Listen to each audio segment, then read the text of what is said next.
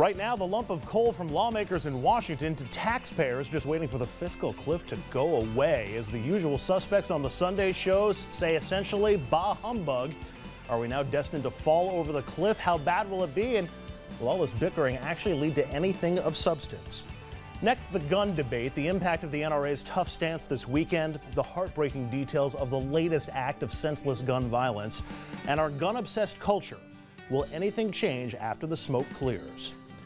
And later, home for Christmas, a New Yorker who spent 17 years in prison for a crime he did not commit finally gets to spend Christmas with his loved ones. Eric Glisson joins us on this Christmas Eve to look back on the Christmases he lost behind bars and to look ahead to a lifetime of Christmases in freedom. Good evening and welcome to RFL. I'm Andrew Whitman in tonight for Richard French. Thank you so much for joining us on this Christmas Eve, Monday, December 24th. 1 week from tonight, the crowds will gather in Times Square and elsewhere to ring in 2013. But unless things change in Washington between now and then, and change quickly, New Year's will also mark the moment the nation sprints over the fiscal cliff and into all those spending cuts and tax hikes that so many say could throw us back into recession or even worse. The decision makers in Washington are home for the holidays tonight. They're likely not coming back until Thursday. President Obama is in Hawaii as well, meaning two things. If a deal is done, it'll have to get done at the last minute, and that the posturing we saw from lawmakers over the weekend is the last best snapshot we have of where the talks are right now. The President and Senate Democrats have vowed to reject and veto all of our proposals while failing to offer responsible solutions of their own. If we go over it, God forbid, and I still don't think we have to, the American people are going to blame the Republican Party, and they'll come right back and pass something. I think the president is eager to go over the cliff for political purposes. I think he sees a political victory at the bottom of the cliff. You know, this conversation to me is exactly what's wrong in Washington. I mean, just listen to the conversation you've just had. It's he said, she said, blame the other guy. Blame the other guy, indeed. For some perspective on where we are and what we might see on the cliff as we speed towards New Year's, we turn to our panel this Christmas Eve. Michael Tobman, former advisor to Democratic New York Senator Chuck Schumer, current advisor to a number of New York Democrats, now a partner with Hudson TG Consulting and a very long title. And Dominic Carter, political journalist and author, and a very concise title. Gentlemen, thanks for joining us. We're going over the fiscal cliff, yes?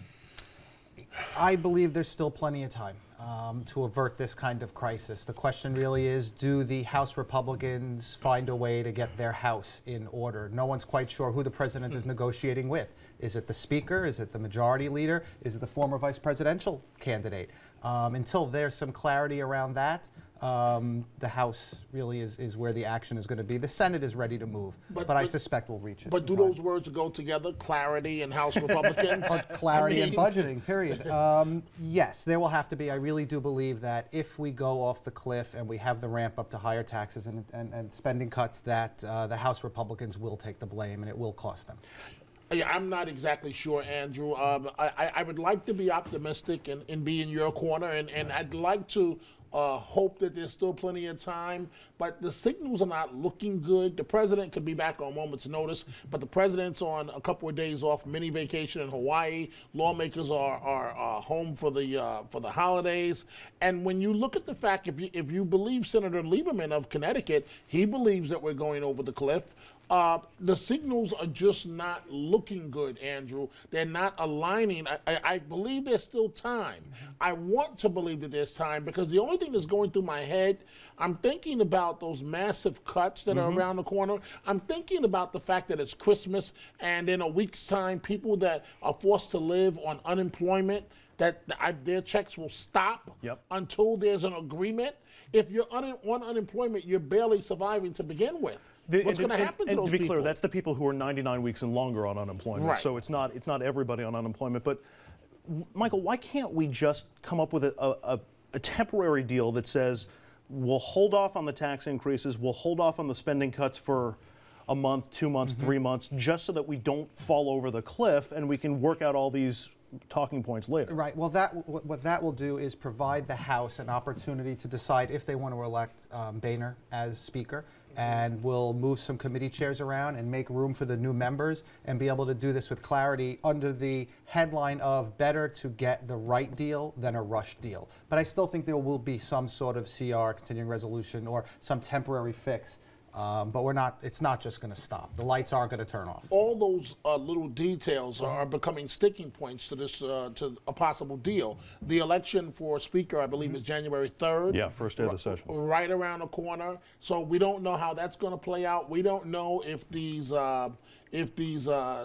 Tea Party Republicans are trying to, if you will, stick it to Speaker Boehner. All of these little intricacies are playing themselves out at the expense of the American people. If we go fully over the cliff without a short-term deal, something that takes the sting out of it for a couple of weeks or a couple of months, we've been through government shutdowns before. We've been through the debt limit debates where we had the credit rating impact. Those were both very sharp, easy to see problems, and the impact was felt immediately. If we go over the cliff, do we not feel the impact immediately, and does that hurt the process here, because the whole thing's designed to put as much pressure on lawmakers to get a deal done as possible? If we go over the cliff without a temporary fix, it is absolutely to the president's benefit. We saw that with Clinton and Gingrich. We saw that on an episode of The West Wing, and we're going to see it this time around. But aren't you going to have both? I mean, you've already got Republicans saying, hey, the president and the Democrats in the Senate could get a deal tomorrow. No, not coming off of a presidential election where the Republican nominee was resoundingly defeated in every swing state. It just it will only be to the president and the Democrats' benefit if we go off the cliff. Why is that? Why does the president hold all the cards? Because he can make a deal, and the Republicans can't deliver a deal. They can't round up the votes in their own house. They can't enforce any sort of discipline. They're all over the place, and they're too obstructionist is what the message will be, while the president is standing there, and he's the one person to negotiate with. Harry Reid and the Senate Democrats will come around. Dominic, shocking we would hear that from a Democratic strategist. Is there, what do you think? Is it a pox on both of their houses if we go over the cliff? I think so, and here's why. I do agree that it will hurt the Republicans much more than the president. Polling has already indicated that. Here's the major reason why I think it's going to hurt both parties. It has already been forecast that should this happen, we saw this go down with the debt limit debate, a debt ceiling debate, whatever the term is. Should this go down, there's talk that it may push the country right back into a recession. And so the question is, what's going to happen financially? How's Wall Street going to take all of this once it actually happens? That's the big question. All I want for Christmas is a functioning Washington. You're not going to get that. I think you need to change the definition of functioning. You're not going to get that. We agree. We definitely agree on that one. I have an idea for what resolutions then our lawmakers could employ as we advance towards 2013. We are going to take a quick break. When we come back, the gun debate and the NRA. The nation's leading gun rights group doubles down over the weekend, saying no to gun control and yes to armed guards in our schools. We'll digest the politics of the gun debate next.